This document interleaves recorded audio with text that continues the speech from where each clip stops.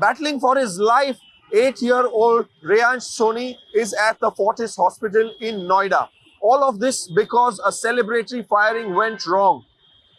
They were celebrating the wedding ceremony of their daughter, but both the accused are still at large.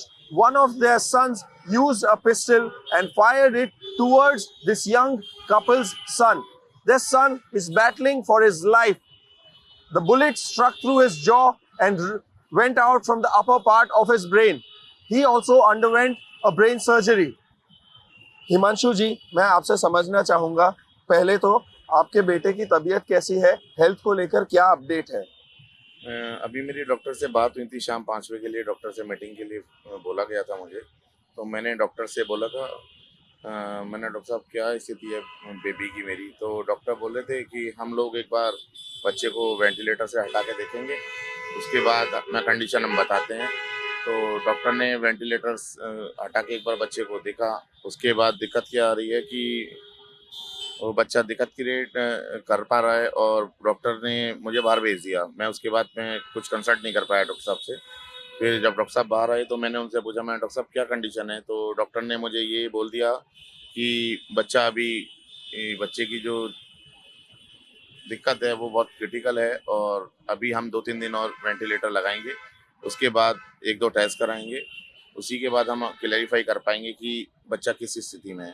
तो मैंने कि please आप मुझे एक बार ये तो बताइए कि बच्चा खतरे से बाहर है या नहीं है।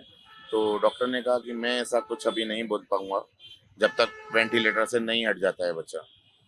ये जो दोनों आरोपी है, रॉबिन वर्मा और कृष्णा वर्मा, इस घटना को 5 दिन हो गए, लेकिन पुलिस को वो अभी तक नहीं मिल पाए। क्या क्या कहेंगे इस पर? मैं बस यही कहना चाहूँगा इसमें कि पुलिस ने जहाँ जहाँ दबिश दी है वहाँ वहाँ इनका कोई दोनों का सुराग नहीं मिल पाया है।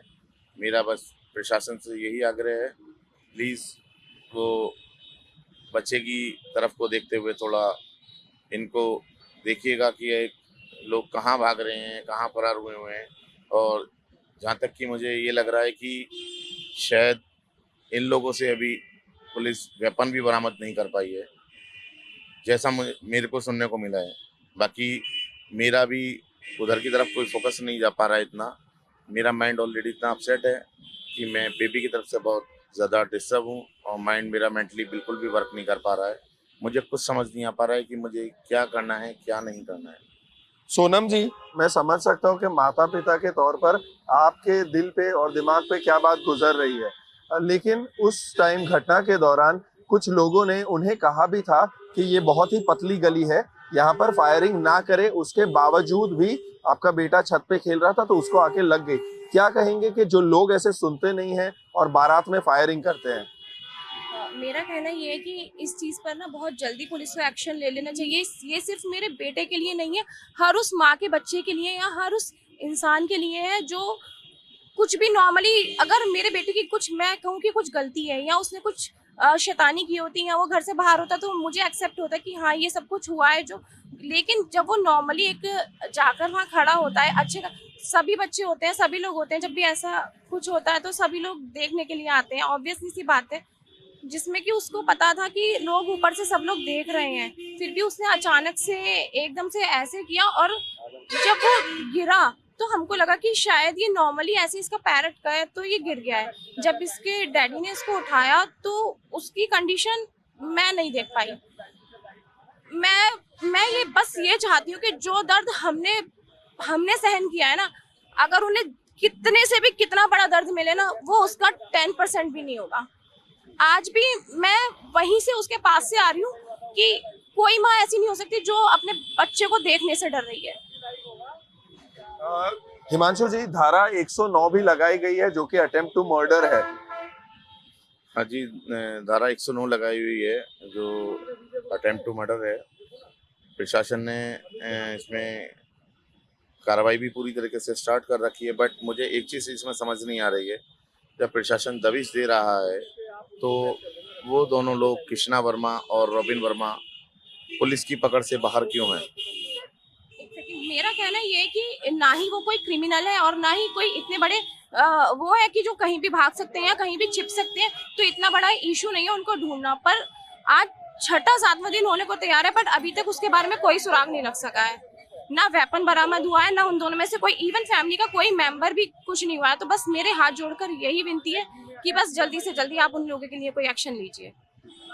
उसकी हेल्थ स्टेटस के बारे में बात करें तो एक ब्रेन सर्जरी भी हो चुकी है अभी तक, और क्या क्या हुआ है उसको एग्जैक्टली कहाँ पर लगा है? कुछ लोग जबड़ा बोल रहे हैं, कुछ लोग आंख के पास कह रहे हैं, कुछ लोग सिर में से बुलेट निकली वैसा कह रहे हैं। तो थोड़ी स्पष्ट रूप से बताइए। मैं बस यही कहना चाहूँगा, बच्चे के जो भी शूट हुआ है वो शूट कनपट्टी से लग के और सर के ऊपर से वो निकला है शूट, और उसके बाद उसकी ब्रेन सर्जरी डॉक्टर ने बोली थी, और ब्रेन सर्जरी होने के बाद उसके बाद क्या डॉक्टर कर रहे हैं ये मुझे कुछ भी नहीं पता चल पा रहा है। और बस यही है कि डॉक्टर से जब भी मैंने कुछ सवाल क्वेश्चन किया तो डॉक्टर का कहना यही है कि बस आप वेट कीजिएगा, बाकी ट्रीटमेंट चल रहा है।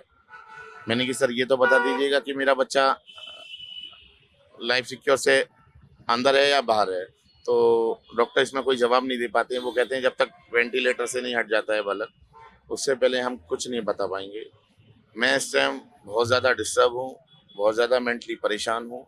मुझे कुछ समझ नहीं आ रहा है, मुझे क्या करना है, मुझे क्या नहीं करना है, मुझे कुछ नहीं पता है। ऐसे गैर जिम्मेदार लोग जो ऐसे शादी बारात में वगैरह फायरिंग करते, उनको आप क्या कहना चाहेंगे? आपको मैं ये बता दूं कि मैं उसी फंक्शन में, उन्हीं के फंक्शन में उसी दिन दोपहर में गई थी। उस दोपहर के फंक्शन में भी वो फंक्शन लगभग 1 घंटे के समथिंग चला था। उसमें भी उन्होंने 20 से 25 फायरिंग की है। और सबसे बड़ी गलती उस पेरेंट्स की जिन्होंने अपने बच्चों को ये दिया कि ले बेटा तू चला, मैं देख लूंगा। तो आज को बस मैं ये चाहती हूँ अगर हमें जस्टिस मिलता है तो ये उन सब के लिए सबक होगा कि जो सबको पता है कि हर्ष फायरिंग बैन है, उसके बाद भी वो लोग खुलेआम सब कुछ कर रहे हैं।